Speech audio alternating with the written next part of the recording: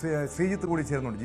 ശ്രീജിത്ത്, ഇവിടെ ഈ സെബാസ്റ്റ്യനെ വിശദമായി ചോദ്യം ചെയ്തപ്പോഴാണ് ഇയാൾ എങ്ങനെയാണ് സ്ത്രീകളെ തൻ്റെ വലയിലാക്കിയിരുന്നതെന്ന് സംബന്ധിച്ചുള്ള ചില വിവരങ്ങൾ അന്വേഷണ സംഘത്തിന് ലഭിച്ചത്.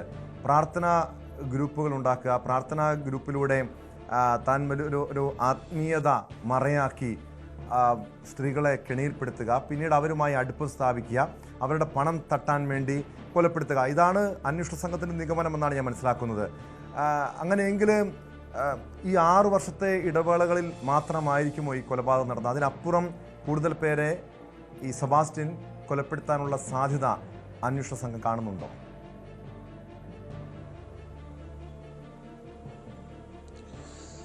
ടോം, അങ്ങനെ ഒരു വിവരമില്ല.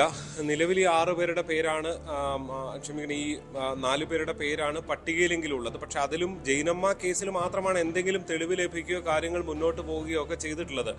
ബാക്കിയുള്ള കേസുകളെ സംബന്ധിച്ച് ഇനിയും വിവരങ്ങൾ ലഭിക്കണം. അതിന് DNA പരിശോധനാ ഫലം വന്നാൽ മാത്രമേ ഇക്കാര്യത്തിൽ വ്യക്തത വരികയുള്ളൂ. 6 വർഷത്തെ ഇടവേള എന്നുള്ളത് അന്വേഷണ സംഘത്തിൻ്റെ ഒരു നിഗമനം ഇതാണ്. ഏതെങ്കിലും ഒരു കേസിൽ ഒരു കൊലപാതകം നടന്നു കഴിഞ്ഞാൽ അതിനുശേഷം അതിൻ്റെ തെളിവുകൾ പരിപൂർണമായും ഇല്ലാതായി കഴിഞ്ഞു എന്ന് ഉറപ്പുവരുത്തുക. ആ ഉറപ്പ് വന്ന ശേഷം തൊട്ടടുത്ത മറ്റൊരു കൃത്യത്തിലേക്ക് പോവുക. ഇതാണ് ഫലത്തിൽ സെബാസ്റ്റ്യൻ ചെയ്തുകൊണ്ടിരുന്നത് എന്ന് വേണം നമുക്ക് മനസ്സിലാക്കാൻ. പണം ഉണ്ടാക്കുന്നു എന്ന് പറയുമ്പോൾ പോലും അതിന് താൻ പിടിക്കപ്പെടരുത് എന്ന ചിന്തയോടുകൂടിയാണ് ഇക്കാര്യങ്ങളെല്ലാം ഏതൊരു കുറ്റവാളിയും ചെയ്യുന്ന പോലെ സെബാസ്റ്റ്യനും ചെയ്തിട്ടുള്ളത്.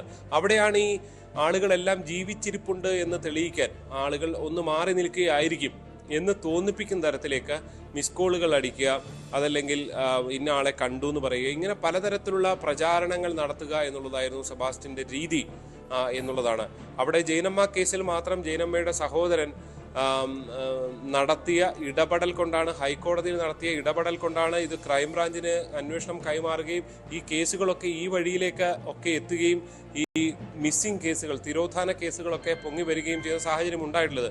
അത്രയും പഴക്കമുള്ള കേസുകളിൽ ഇനി തെളിവുകൾ ശേഖരിക്കുക എന്നുള്ളത് അത് വലിയ ഒരു ദുർഘടം പിടിച്ച കാര്യമായി മാറി നിൽക്കുന്നു എന്ന കാര്യത്തിൽ യാതൊരു സംശയമില്ല. അതുകൊണ്ട് തന്നെ ഇതിനിടയിൽ കൊലപാതകങ്ങളുണ്ടോ, 6 വർഷം ഒരു കൃത്യമായ ഇടവേള എടുത്തതാണോ, ഇപ്പോൾ പുറത്തു വന്ന വിവരം അനുസരിച്ചാണ് ഇങ്ങനൊരു നിഗമനത്തിലേക്ക് ക്രൈംബ്രാഞ്ച് എത്തിയിരിക്കുന്നത്. അതിനപ്പുറത്തേക്കുള്ള വിവരങ്ങൾ, അതായത് സെബാസ്റ്റ്യന്റെ അടുത്ത് നിന്ന് എന്തെങ്കിലും വിവരം ലഭിക്കുന്നില്ല എന്നുള്ളതാണ്. പ്രധാനമായും നിരാലംബരായി നിൽക്കുക. ഈ പ്രാർത്ഥനാ കേന്ദ്രങ്ങളിലൊക്കെ എത്തുന്ന പല സ്ത്രീകളെ സംബന്ധിച്ച് അവരുമായിട്ടൊക്കെ സംസാരിച്ച് അവർക്ക് പല പ്രശ്നങ്ങളുമുണ്ട് എന്ന് മനസ്സിലാക്കുന്നു.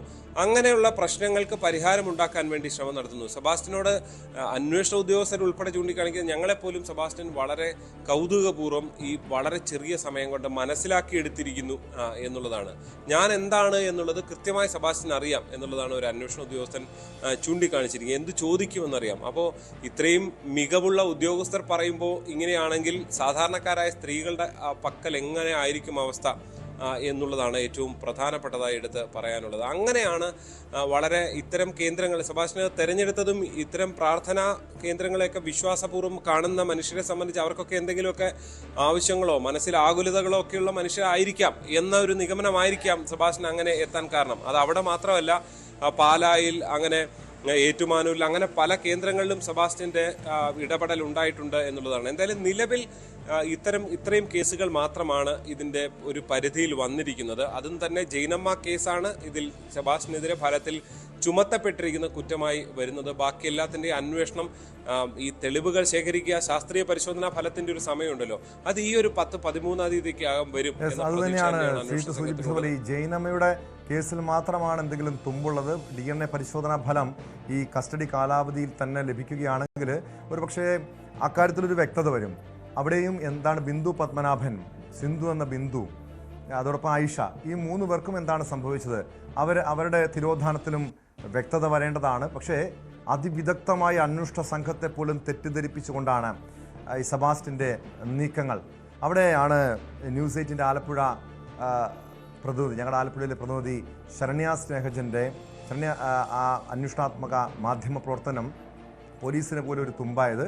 ശരണ്യ തെളിയിച്ച ആ വഴിയിലൂടെയാണ് ഇപ്പോൾ അന്വേഷണം പോലും നീങ്ങുന്നത്. കാരണം ഐഷയെക്കുറിച്ചും സിന്ധു എന്ന ബിന്ദുവിനെ കുറിച്ചുമുള്ള വിവരങ്ങൾ പോലും ശരണ്യ ആ നാട്ടിൽ പോയി നാട്ടുകാരുമായി സംസാരിച്ചപ്പോഴാണ് ഇതുമായി ബന്ധപ്പെട്ട വ്യക്തമായ ചില സൂചനകൾ പോലും ലഭിച്ചത് ശരണ്യയിലേക്ക്. ശരണ്യ, ശ്രീത്ത് ശ്രീജിത്തിനോട് ഈ അന്വേഷണ സംഘം നൽകുന്ന ചില സൂചനകളുടെ അടിസ്ഥാനത്തിൽ ശ്രീജിത്ത് പറഞ്ഞത് ഈ 4 പേരെ ആകാം, ഒരുപക്ഷെ 4 പേരുടെ തിരോധാനത്തിലാണ് എന്തെങ്കിലും ഒരു തുമ്പുണ്ടായിരിക്കുന്നത്, അല്ലെങ്കിൽ ചില സൂചനകൾ ലഭിച്ചിരിക്കുന്നത്. അതിനപ്പുറം ഈ സെബാസ്റ്റ്യൻ ആരാണ്? ഇയാളുടെ 17ാമത്തെ വയസ്സിൽ ഇയാൾ ഒരു കൊലപാതക ശ്രമം നടത്താൻ നോക്കിയതാണ്, ബന്ധുവിനെ കൊലപ്പെടുത്താൻ നോക്കിയതാണ്. ഇത് കൂടുതൽ പേരെ ഇയാൾ കൊലപ്പെടുത്തിയിട്ടുണ്ടാകുമോ? അത്തരമൊരു സംശയമുണ്ടോ? എന്തായാലും കൂടുതൽ വിവരങ്ങൾ ഈ സെബാസ്റ്റ്യൻ്റെ ദുരൂഹമായ ജീവിതത്തെക്കുറിച്ചുള്ള വിവരങ്ങൾ ഒന്നൊന്നായി പുറത്തു വരാനുള്ള സാധ്യതയുണ്ടോ ശരണ്യ?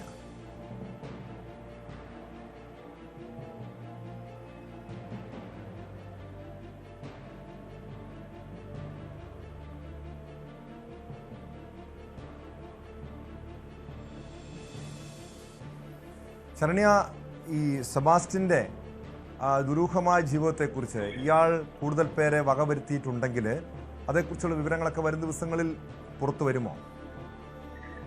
ടോമി, നേരത്തെ ശ്രീജിത്ത് പറഞ്ഞ വാക്കുകൾ ആണ് ഞാൻ കേട്ടോണ്ടിരുന്നത്. അത് നമുക്ക് അതിനകത്ത് പറയാനുള്ളതെന്ന് പറഞ്ഞാൽ ഇതേ വാചകം തന്നെ തൊട്ട് മുമ്പ് ഞാൻ ഒരാളോട് സംസാരിച്ചപ്പോൾ അയാൾ എന്നോട് സെബാസ്റ്റ്യനെ കുറിച്ച് പങ്കുവച്ച വാക്കാണ്. അതായത് ആ പോലീസ് ഉദ്യോഗസ്ഥൻ പറഞ്ഞല്ലോ, എന്റെ മുന്നിൽ നിൽക്കുന്ന സെബാസ്റ്റ്യന്റെ മുന്നിൽ ഞാനാണ് നിൽക്കുന്നെങ്കിൽ എന്നെ കുറിച്ച് അയാൾക്ക് കൃത്യമായ ധാരണ ഇതിനോടകം അയാൾ ഉണ്ടാക്കി കഴിഞ്ഞിരിക്കുന്നു എന്ന് പറയുന്ന അതേ വരികൾ തന്നെ ഇപ്പോൾ സെബാസ്റ്റ്യന്റെ ചില കേസുകളുമായി ബന്ധപ്പെട്ട്, അതായത് ബിന്ദു പത്മനാഭന്റെ സ്വത്ത് തട്ടിയെടുത്ത സംഭവത്തിൽ സെബാസ്റ്റ്യന് വേണ്ടി ഹാജരായ അഭിഭാഷകനുമായി നമ്മളിപ്പോൾ സംസാരിച്ചിരുന്നു.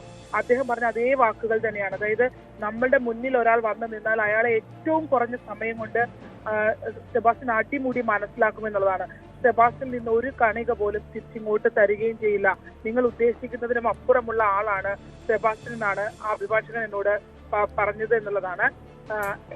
അത് മാത്രമല്ല, അദ്ദേഹമൊക്കെ വ്യക്തമാക്കുന്ന ചില കാര്യങ്ങളുണ്ട്. അതായത് ഇയാളുമായി ബന്ധപ്പെട്ട് തന്നെ ഈ കാണുന്ന ഒറ്റയ്ക്കുള്ള പുറത്തു നിന്നുള്ള സാമ്പത്തിക സഹായം കൊണ്ട് ഇയാൾ ഒരുപാട് ഒരു ഗ്യാങ്ങിനെ സമ്പാദിച്ചിട്ടുണ്ട്. കണ്ണൂരിൽ നിന്നാണ് ഇയാൾ ഒളിവിലാകുന്ന ഘട്ടത്തിൽ കണ്ണൂരിലായിരുന്നു ഒളിവിൽ പോയിരുന്നത്. അവിടെ നിന്ന് ഒരു സംഘം ഉൾപ്പെടെ ഇയാൾക്ക് സഹായം ചെയ്തു എന്നുള്ളതാണ്. അതായത് സെബാസ്റ്റ്യൻ കസ്റ്റഡിയിലേക്ക് പോകുന്ന ഘട്ടത്തിൽ അവിടെ നിന്നും എങ്ങനെ രക്ഷപ്പെട്ട് പുറത്തേക്ക് വരാം, അല്ലെങ്കിൽ മറ്റു രീതിയിലേക്ക് പോകാം, ആ രീതിയിൽ പോകാനുള്ള എല്ലാ സംവിധാനങ്ങളും അയാൾ പുറത്തൊരുക്കി വെച്ചിട്ടുണ്ട് എന്നുള്ളതാണ്. അത് ഇയാൾക്ക് വേണ്ടി സ്ഥിരമായി ഹാജരാകുന്ന അഭിഭാഷകനുണ്ട്. ഒപ്പം തന്നെ ഇയാൾക്ക് മറ്റു സഹായം നൽകുന്ന ഈ കണ്ണൂരിൽ നിന്നുള്ള ഒരു സംഘം, കണ്ണൂരിൽ നിന്നുള്ള ഒരു പറ്റം ആളുകൾ ഉണ്ട് എന്നുള്ള വിവരമൊക്കെ നമുക്കിപ്പോ അന്വേഷണത്തിൽ ലഭ്യമായിക്കൊണ്ടിരിക്കുകയാണ്. അത്തരം വിവരങ്ങൾ നമ്മൾ അറിഞ്ഞുകൊണ്ടിരിക്കുകയാണ്. അതായത് ഈ ബിന്ദു പത്മനാഭന്റെയും ഒപ്പം തന്നെ ബിന്ദുവിന്റെ സഹോദരൻ പ്രവീൺ ഉൾപ്പെടെ ഇന്നലെ പ്രവീണിന്റെ വാക്കുകൾ നമ്മൾ മനസ്സിലാക്കുവാണെങ്കിൽ 3 ഏക്കർ സ്ഥലം, അതായത് എറണാകുളത്തെ പാലാരിവട്ടം ഉൾപ്പെടെയുള്ള പ്രദേശത്തെ കൺമായ ഭൂമിയാണ് വിറ്റ് പണം വാങ്ങിയിട്ടുള്ളത്. അതായത് കോടികൾ ആ സമയത്ത് 2013 കാലയളവിൽ തന്നെ അയാൾ സമ്പാദിച്ചിട്ടുണ്ട് എന്നുള്ളതാണ്. ആ ഒരു പണം വളരെ കൃത്യമായി ഇയാൾ പലയിടത്തും വിനിയോഗിച്ചിട്ടുമുണ്ട്. ആ പണം കൊണ്ട് അയാൾക്ക് കയ്യിലെടുക്കാവുന്ന രീതിയിലുള്ള സംവിധാനം അത് തന്നെയാണ് 2017 ബിന്ദു പത്മനാഭൻ കേസ് രജിസ്റ്റർ ചെയ്യപ്പെട്ടപ്പോൾ ആ പണം അയാൾ വാരി എറിഞ്ഞിട്ടുണ്ട്. അതുകൊണ്ട് തന്നെയാണ് ആ കേസ് അങ്ങനെ തന്നെ വളരെ മോശം രീതിയിൽ അന്വേഷണം ഒന്നും നടക്കാതെ ആ ഒരു അവസ്ഥയിൽ ഇത് പോവുകയും ചെയ്തിട്ടുള്ളത് എന്നുള്ളത് ഇവിടെ പരസ്യമായ രഹസ്യമാണ്. അപ്പോ അങ്ങനത്തെ ഒരു ക്യാരക്ടറാണ് സെബാസ്റ്റ്യൻ എന്നുള്ളതാണ്. മാത്രമല്ല അയാൾ ഒന്നും വിട്ടുപറയില്ല, എന്ത് പറഞ്ഞാലും ഇങ്ങനെ ചിരിച്ചുകൊണ്ട് നിൽക്കത്തുള്ളൂ. ചിരിച്ചുകൊണ്ടാണ് എപ്പോഴും അയാളെ ആളുകൾ കാണുന്നത്. വളരെ കുറച്ച് മാത്രം കാര്യങ്ങൾ സംസാരിക്കത്തുള്ളൂ. ഈ അഭിഭാഷകരോട് നമ്മൾ സംസാരിച്ചപ്പോൾ മനസ്സിലാക്കിയാണ് വളരെ കുറച്ച് കാര്യങ്ങൾ മാത്രം അയാൾ സംസാരിക്കത്തുള്ളൂ എന്നുള്ളതാണ്. ഒപ്പം തന്നെ ഒരു കാര്യവും അയാൾ ഇങ്ങോട്ട് വിട്ടു പറയുകയും ചെയ്യില്ല. പക്ഷെ എല്ലാത്തിലും നല്ല ധാരണയുണ്ട്. അന്ന് ബിന്ദുവിന്റെ രജിസ്ട്രേഷൻ നടക്കുന്ന സമയത്ത് ഇയാളെ ഒരു സ്ത്രീ ജയ എന്ന് പറഞ്ഞ സ്ത്രീയെ അവരെ കൊണ്ടുവന്നാണ് ഇതില് ജയയാണ് ബിന്ദു പത്മനാഭൻ എന്നുള്ള രീതിയിൽ അവതരിപ്പിച്ചുകൊണ്ട് രജിസ്ട്രേഷൻ ഓഫീസിൽ ഇയാള് ആധാരം രജിസ്റ്റർ ചെയ്തത്. ആ ഘട്ടത്തില് പോലും ഇപ്പോ ആ കേസ് നമ്മളെടുത്ത് പരിശോധിക്കുകയാണെങ്കിൽ പോലും ഇപ്പൊ ജയ ഇതിനകത്ത് ഒരുപക്ഷെ 100% ശിക്ഷിക്കപ്പെടാനുള്ള സാധ്യതകൾ നിലനിൽക്കുന്നു എന്നുള്ളതാണ്. പക്ഷെ സെബാസ്റ്റ്യൻ അവിടെയും ഊരി പോകുന്ന രീതിയിലാണ് ആ കേസ് ഫ്രെയിം ചെയ്തിട്ടുള്ളത് എന്നുള്ളതാണ് നമുക്ക് വ്യക്തമാകുന്നത്. അഭിഭാഷകരോടൊക്കെ സംസാരിക്കുമ്പോൾ അങ്ങനെ ഓരോ സംവിധാനത്തിലും അയാൾ ഇടപെടുമ്പോൾ അയാൾ പുറത്തു നിന്ന് ആരെ ഉപയോഗിക്കണം അവരെ ഉപയോഗിക്കാം. വളരെ വിശ്വസ്തയോടുകൂടി സ്ത്രീകളെ കൊണ്ടു നടക്കും. എന്നിട്ട് ആര് പറയാതെ അവർ എങ്ങോട്ടെങ്കിലും അപ്രത്യക്ഷമാവുന്നു. ഇതൊക്കെയാണ് ഇവിടെ സംഭവിച്ചുകൊണ്ടിരിക്കുന്നത്. ഈ പറഞ്ഞ രീതിയിലുള്ള എല്ലാ കാലത്തും, അതായത് ഇപ്പൊ ആരോഗ്യ പ്രശ്നം പറയുന്നുണ്ടല്ലോ, അയാൾ കൃത്യമായ അഭിഭാഷകരുടെ അടക്കം ഈ കാര്യങ്ങൾ ഡിസ്കസ് ചെയ്ത് നാർക്കോ അനാലിസിസ് എന്നുള്ള സംവിധാനത്തിൽ ഒരിക്കലും കടക്കരുത്. അതായത് നുണ പരിശോധനയിലേക്ക് ഒരിക്കലും കടക്കാത്ത രീതിയിലുള്ള സംവിധാനങ്ങൾ അയാൾ ചെയ്ത് അതിനുള്ള ഡോക്യുമെന്റ്സ് അയാൾ സംഘടിപ്പിച്ച് വെച്ചിട്ടുണ്ട്. ആ രീതിയിലാണ് അയാൾ പോകുന്നത്. എത്ര ചെയ്താലും അയാളിൽ നിന്ന് കാര്യങ്ങൾ എടുക്കാൻ കഴിയാത്ത രീതിയിൽ അയാൾ ഒരു ചുറ്റുപാട് ഒരുക്കി വെച്ചിരിക്കുന്നു എന്നുള്ളതാണ്.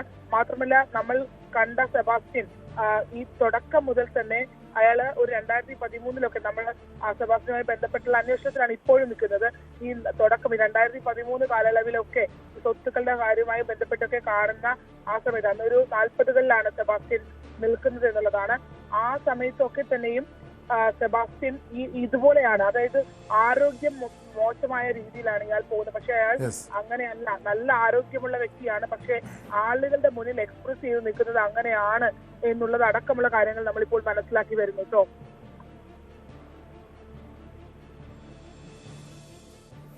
വ്യക്തമാണ്. ശരണ്യ സ്നേഹജനും ജി ശ്രീജിത്തുമാണ് വിവരങ്ങൾ നൽകിയത്. ചേർത്തലയിൽ എന്താണ് സംഭവിക്കുന്നത്, അതായത് ഈ സെബാസ്റ്റ്യൻ എന്ന കൊടും ക്രിമിനലിനെ